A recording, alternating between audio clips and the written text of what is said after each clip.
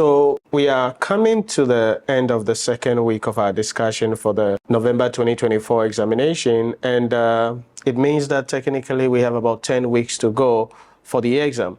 Now, what you need to understand is that we've already started getting ourselves excited and looking at some key topics and key subjects that we need to look out for in order to position ourselves to pass the examination. But in this video, I want to share with you a couple of things that I hope will really help you to put you in the position to pass the examination.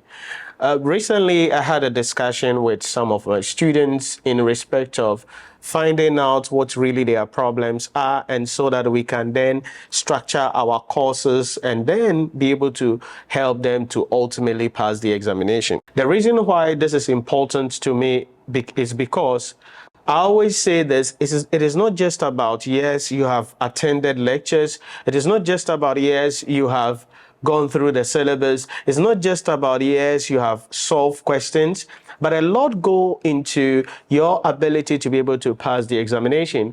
And I want to share with you a couple of general tips that will really put you in the position so you can go into the exam hall, write the exam with confidence, and most importantly, pass the examination.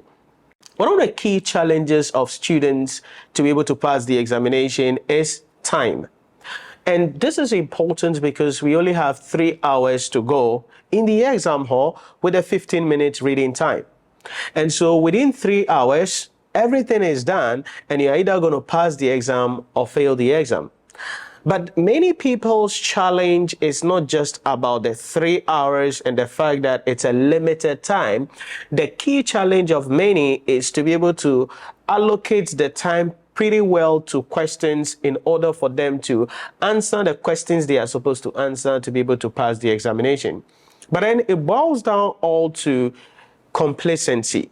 There are many people who are complacent. People are coming into the ICA from their first degree or maybe from their MBA. Some people are even doing their PhD and they want to become chartered accountants. And so when they come in, and others have also written the exams and failed, and so they are doing a reset. And so when they come in like that, it's like, yeah, I know already. So you're teaching something. Yeah, relevant cost analysis, you've heard it. Yes, preparation of financial statements, you've heard it. Yes, public financial management, you've heard it. Yes, investment appraisal, you've heard it. Yes, macro environmental analysis, you've heard it. Yes, capital allowance, you've heard it.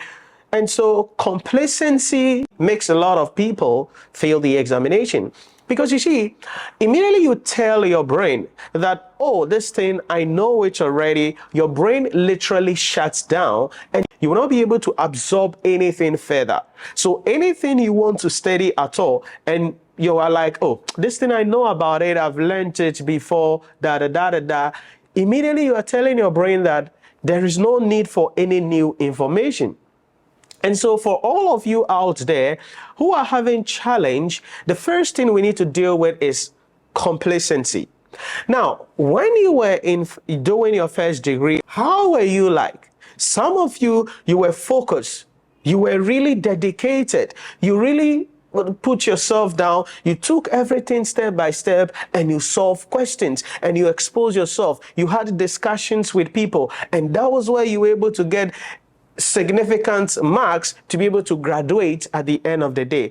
Some of you previously, when you started this ICA journey, you dedicated time. You had time to be able to solve questions, go into the things one after the other. But now for some reason, you think you are a big lady, you are a big guy, you are a big woman, so you don't have time to study.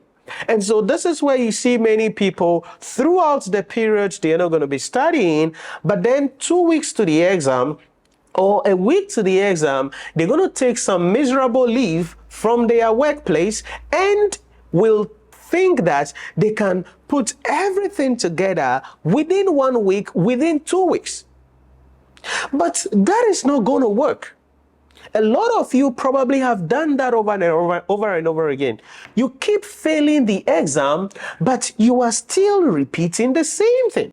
And so you don't have to be complacent. Yes, a lot of the things that you're going to be seeing in the ICA syllabus, if you're coming from your first degree, your MBA, You might have heard it. You might have seen it. It might have been whispered to you. But the way it is structured, the way you are supposed to understand it, the quality of the questions, the demand in the exam hall for that 3 hours is going to be different. So you cannot come in the professional qualification program like the ICAG or the ACCA with the same mindset that you had when you were doing your first degree, your MBA or your PhD. It's a different mindset. It's a different attitude. Because unlike your first degree, your HND, or MBA, your marks allocation was in respect of the project works, assignments, internal assessments, and various things. These together gives you your average pass score when you are graduating. But in the ICA, in the professional qualification program, there is nothing like that. You have 3 hours, and within 3 hours, your destiny is determined.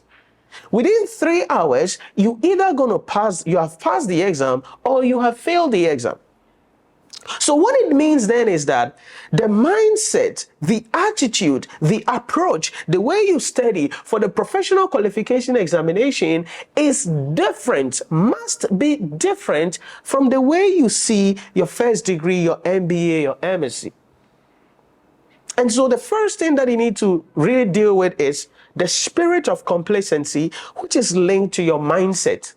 Yes, I respect you. I understand you. You've done your MBA, you've done your MSc, you're doing your PhD. But when you come to the professional qualification program, nobody cares. When you come to the professional qualification program, you have to dedicate time. And so this is where you hear people, oh, I'm busy. My work doesn't allow me to do this. My children, my husband, my wife, my this, my that. Nobody cares about the excuses you give yourself. Nobody cares. I feel you. Okay, I could empathize with you. I understand you that you have to go through a lot of things in a day, but that does not mean you are going to pass the exam. There is only one thing that the examiner is looking out for. This is the question we've set. This is the marking scheme. What the heck did you write? This is the question. This is the marking scheme. What the heck did you write? So nobody cares about what you need to go through. And so if you are out there and you feel complacent, if you are out there and you think, oh, I am busy, I can just sit down 2 weeks to the exam, I will take miserable leave and attend some magical intervention classes, and boom, I'm going to pass the exam, you will fail the exam. And it is not that there is a devil after you, it's not that there is a demon after you, it's not that your great-grandparents are the one doing you, it is your own complacency, poor mindset, laziness, and lack of discipline for the course that you are doing. And that is one thing that you need to understand. And I share this with my students all the time. I empathize with the hustle. I empathize with the pain. I empathize with the various things that you have to go through in order for you to be able to survive as an individual. But if you want to become a chartered accountant, if you want to take your career to the next level, if you want to take your life to the next level, you have only one option, just one option. That is to make time to study. And so complacency, you got to get rid of it, and then mindset. This is really the problem of many people. If we can get you out of the shells of complacency, if we can get you out of the shackles of complacency, and so that you re-engineer your mind and see this thing as, if I work hard, I can pass the examination, you will be able to pass the exam. And so people will be making excuses. Oh, the questions are loaded. Oh, look at the question they asked, and the marks are allocated to the question, and the time you are supposed to answer the question.